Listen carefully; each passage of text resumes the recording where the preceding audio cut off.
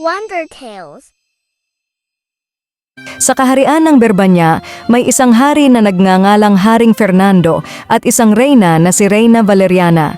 Sila ay may 3 anak na lalaki, sina Don Pedro, Don Diego at Don Juan. Isang araw, nagkasakit ang kanilang ama, si Haring Fernando, at walang makapagpagaling sa kanya. Kaya naman pinatawag ang lahat ng magagaling na manggagamot, ngunit ni isa ay walang makatukoy sa karamdaman ng hari at may nakapagsabi na ang tanging lunas ay ang himig ng ibong Adarna. Unang umalis si Don Pedro, ang panganay na anak. Sa kanyang paglalakbay, siya ay nakarating sa Piedras Platas, isang bundok kung saan naninirahan ang ibong Adarna. Ngunit sa kanyang paghihintay sa ilalim ng puno, nakatulog siya at naabutan ng dumi ng ibon. Ang dumi ng ibong Adarna ay may kakayahang gawing bato ang sinumang matamaan nito, kaya't si Don Pedro ay naging bato. Sumunod na naglakbay si Don Diego, ang pangalawang anak. Subalit siya rin ay nagkaroon ng parehong kapalaran. Siya rin ay naging bato matapos matulog at matamaan ng dumi ng ibon. Si Don Juan, ang bunsong anak, ay huling naglakbay. Sa kanyang paglalakbay, nakatagpo siya ng isang matandang ermitanyo na nagbigay sa kanya ng mga payo at gamit para mahuli ang ibong Adarna.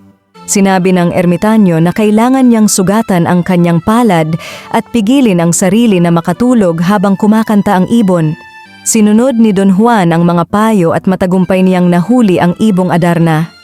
Ngunit habang sila ay papauwi na sa palasyo, ay naisipan ni Don Pedro at Don Diego na patayin si Don Juan. Iniwan nila si Don Juan na sugatan at halos wala ng buhay at kinuha nila ang ibong Adarna. Bumalik sila sa palasyo dala.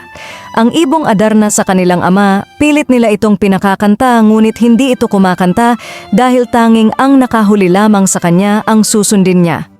Samantala sa tulong ng isang mahiwagang tubig mula sa ermitanyo, gumaling si Don Juan. Nagbalik siya sa kaharian at sa tulong ng ibong Adarna, napagaling niya ang kanyang ama. Nalaman naman ng mahal na hari ang ginawa ni Don Pedro at Don Diego sa kanilang kapatid na si Don Juan. Kaya naman sinabi niyang parurusahan ang mga ito, ngunit nakiusap si Don Juan na huwag na silang parusahan. Si Don Juan ay ginawaran ng karangalan at pagmamahal ng kanyang ama. Sa huli, ang lahat ay nagbalik sa normal at namuhay ng masaya ang buong kaharian ng Berbanya. Ang kwentong ito ay isang klasikong epiko na nagpapakita ng mga tema ng katapatan, tapang at katarungan. Ang ibong Adarna ay patuloy na hinahangaan ng mga mambabasa dahil sa kanyang mga aral at kahangahangang kwento.